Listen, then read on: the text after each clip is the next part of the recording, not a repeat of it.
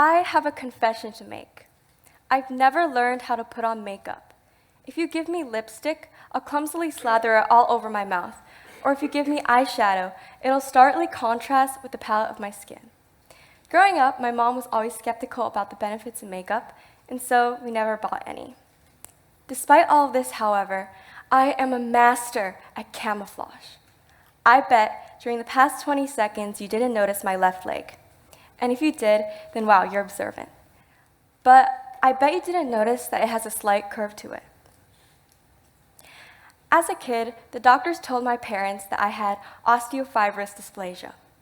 Now, that's a hard word to remember, but basically it's a non-cancerous tumor in my left tibia bone, which would likely keep growing and prevent me from participating in intense exercise. Honestly, as a kid, I could care less. I mean, I was pretty happy, and so I never understood why my mom would cry about it over the phone with my grandma, or why I had to go to the doctor's office so often and come back with the same exact response. You can get surgery, but it will likely come back.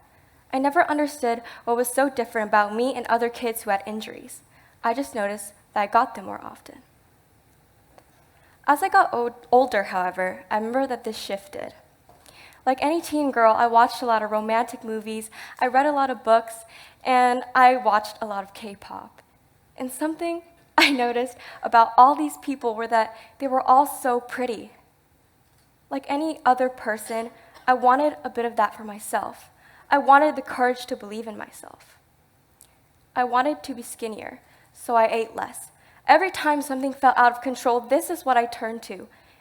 And maybe I can control my weight to some degree, but there was always something I couldn't control. As you might have guessed by now, that was my leg. It was like a stubborn rock that just would not move, and so I had to cover it up. With long dresses, with baggy pants, with hiding behind couches, with every single thing you could think of under the sun, I did it. And it just felt horrible, worse and worse each time, a never-ending cycle. I realized how universal this experience was when I listened to Olivia Rodrigo's song, Pretty Isn't Pretty. Now, I love music, so it was inevitable that I had stumbled upon this. Before listening to the song, Olivia Rodrigo never struck me as someone with body image issues. I mean, she's gorgeous.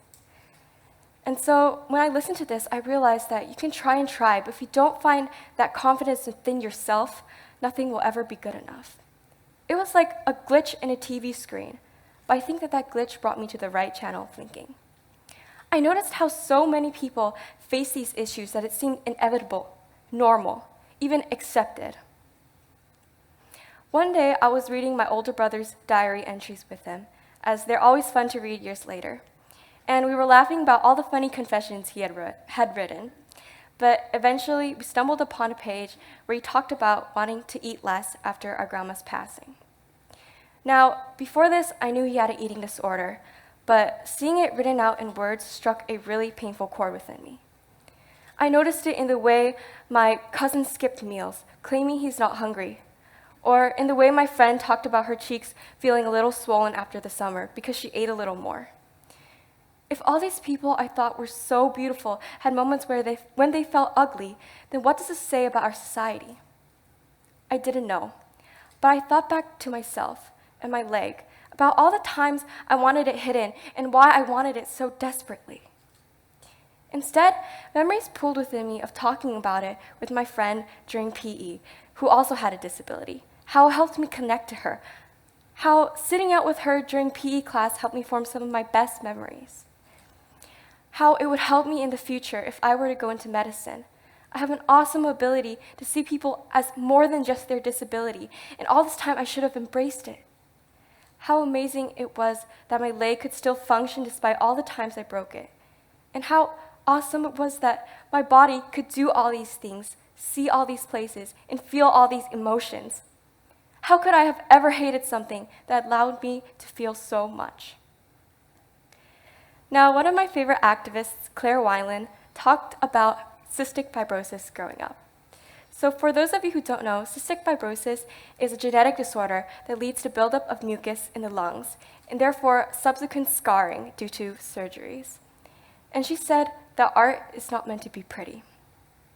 Now, I love biology, And so I took this as the fact that we're all a part of the nature around us. So if I could compare our bodies to anything, it would be the falling rain, the ever-changing tree leaves outside a fall window, the starry night sky. I can't ever recall a time where I looked outside at the sky full of stars and thought it was ugly. There's a reason why our stomachs fill with butterflies every time we're nervous. It's because we're a part of the nature around us. We're not meant to be perfect. We're meant to be extraordinary. And so, if I could leave you with anything, I would tell you to embrace your space. Embrace every inch of the canvas you are meant to take up. One of my favorite movies, Flipped, talked about how a painting is more than the sum of its parts. So, I just want you to know, you're not just one thing, one flaw. You're all the strokes of color that make you who you are. Thank you for listening.